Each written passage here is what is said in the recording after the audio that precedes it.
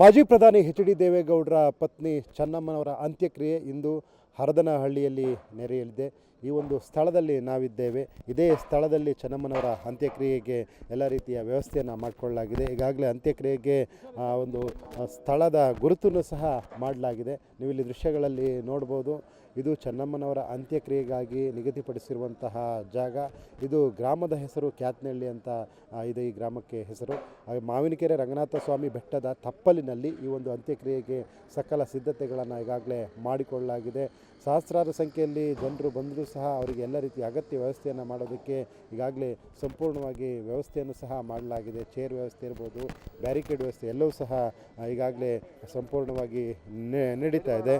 ಇನ್ನು ಬೇರೆ ಬೇರೆ ಭಾಗದಿಂದ ಬರುವಂತಹ ಜನರಿಗೆ, ಅಂತಿಮ ದರ್ಶನಕ್ಕೆ ಬರುವಂಥ ಜನರಿಗೆ ಬಸ್ ವ್ಯವಸ್ಥೆಯನ್ನು ಸಹ ಬೇರೆ ಬೇರೆ ಹೋಬಳಿ ಕೇಂದ್ರದಿಂದ ವ್ಯವಸ್ಥೆಯನ್ನು ಮಾಡಲಾಗಿದೆ.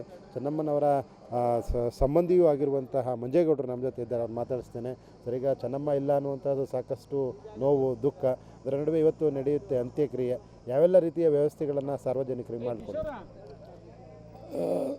ಸಾರ್ವಜನಿಕರಿಗೆ ಅನುಕೂಲ ಆಗೋ ಸ್ಥಿತಿಯಲ್ಲಿ ಬಸ್ಗಳೆಲ್ಲ ತಾಲೂಕು ಬಸ್ಗಳು ಮಾಡಿದೆ. ಹೆಚ್ಚು ಬೇಕಾದರೂ ಕೂಡ ಕಳಿಸೋದು ಅಂತಲೂ ಜನರ ಮೇಲೆ ಇದು ಮಾಡೋದು ಅಂತ ಮಾಡಿದೆ ಸರ್. ಪುನಃ ಮತ್ತೆ ಇಲ್ಲಿ ಅರೇಂಜ್ಮೆಂಟ್ ಎಲ್ಲ ಕೂಡ ಮಾಡಿದೆ. ಈಗ ಎಲ್ಲ ಮುಖಂಡರುಗಳು, ಮಿನಿಸ್ಟ್ರುಗಳು, ರಾಜ್ಯದ ಮುಖ್ಯಮಂತ್ರಿಗಳು ಕೂಡ ಎಲ್ಲ ಬರುವಂಥ ಸಂದರ್ಭ ಎಲ್ಲ ಇದೆ ಸರ್. ಮತ್ತು ಚೆನ್ನಮ್ಮನವರು ದೈವಶಕ್ತಿ ಇದ್ದಂಥವರು, ನಮ್ಮೆಲ್ಲರಿಗೂ ಕೂಡ ಅನ್ನ ಹಾಕ್ತಂಥವರು. ನಾವು ಯಾರೇ ಆ ಮನೆಗೆ ಹೋದರೂ ಕೂಡ ಉಪವಾಸವಾಗಿ ಬಂದಾರಲ್ಲ, ಹಂಗೆ ಬಂದಾರಲ್ಲ.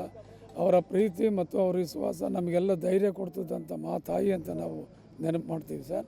ದೇವೇಗೌಡರು ಅಷ್ಟೇ, ನಮ್ಮೆಲ್ಲರೂ ಕೂಡ ರಾಜಕೀಯವಾಗಿರ್ಬೋದು, ನಮ್ಮ ವಿಶ್ವಾಸ ಇರ್ಬೋದು, ಧೈರ್ಯ ಕೊಟ್ಟಂಥ ನಾಯಕರು ನಮಗೆ.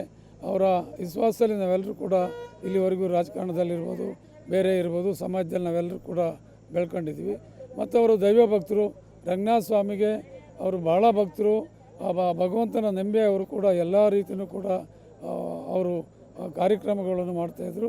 ಆ ನಂಬಿಕೆಯಿಂದಲೇ ಕುಟುಂಬನೂ ಕೂಡ ಎಲ್ಲರೂ ಕೂಡ ಆ ದೇವ್ರ ಮೇಲೆ ನಂಬಿಕೆ ಇಟ್ಟು ಸಾರ್ವಜನಿಕರು ಬಂದಂಥ ಸಂದರ್ಭದಲ್ಲೂ ಸಹ ಸಾರ್ವಜನಿಕರ ಅಂತಿಮ ದರ್ಶನಕ್ಕೆ ಇಲ್ಲಿ ಬ್ಯಾರಿಕೇಡ್ ವ್ಯವಸ್ಥೆ ಎಲ್ಲ ಮಾಡಿದೆ ಸರ್. ಈಗ ರೋಡು ಅಲ್ಲಿಂದ ಮಾಡಿಸಿದ್ದಾರೆ.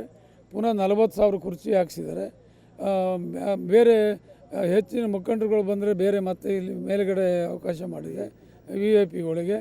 ಇನ್ನು MLAಗಳು ಅಥವಾ ಮಿನಿಸ್ಟ್ರುಗಳು ಬರೋವಂಥದ್ದಿದೆ. 4 ಹೆಲಿಕಾಪ್ಟರ್ಗಳು ಮಾಡಿದೆ. ಮಳೆನರಸೀಪುರದಲ್ಲೊಂದು ಮಾಡಿದೆ. 5 ಹೆಲಿಕಾಪ್ಟರ್ಗಳು ಕೂಡ ಮಾಡಿದೆ. ಎಲಿಫ್ಯಾಡ್ ಮಾಡಿದ್ದಾರೆ. ಆ ಎಲಿಫ್ಯಾಡ್ಗಳಲ್ಲೂ ಕೂಡ ಬರೋವಂಥವ್ರಿದ್ದಾರೆ. ಅದರಿಂದ ಅನುಕೂಲ ಏನು ಇಲ್ಲಿ ಬೇಕು ಅದೆಲ್ಲ ಕೂಡ ಮಾಡಿದೆ ಸರ್. ಇದು ಚೆನ್ನಮ್ಮನವರ ಸಂಬಂಧಿಸಿದಂಥ ಮಂಜೇಗೌಡರ ಮಾತು. ಸಾರ್ವಜನಿಕರಿಗೂ ಸಹ ಚೆನ್ನಮ್ಮವರ ದರ್ಶನವನ್ನು ಮಾಡೋದಕ್ಕೆ ಅವಕಾಶವನ್ನು ಕಲ್ಪಿಸಲಾಗಿದೆ. ಬ್ಯಾರಿಕೇಡ್ ಮೂಲಕ ಅವರು ಬಂದು ಈ ದರ್ಶನವನ್ನು ಮಾಡಿ ಹೋಗ್ಬೋದು. ಜೊತೆಗೆ VVIPಗಳು ಬಂದಂಥ ಸಂದರ್ಭದಲ್ಲೂ ಸಹ ಅವರಿಗೆ ಪ್ರತ್ಯೇಕ ವ್ಯವಸ್ಥೆಯನ್ನು ಮಾಡಲಾಗಿದೆ ಅನ್ನೋಂಥ ಮಾಹಿತಿಯನ್ನು ಹೇಳ್ತಾ ಇದ್ದಾರೆ. ಹಾಸನದಿಂದ ಕ್ಯಾಮ್ರಾಮನ್ ಶರತ್ ಜೊತೆ ಹರೀಶ್, ಏಷ್ಯಾನೆಟ್ ಸುವರ್ಣ ನ್ಯೂಸ್.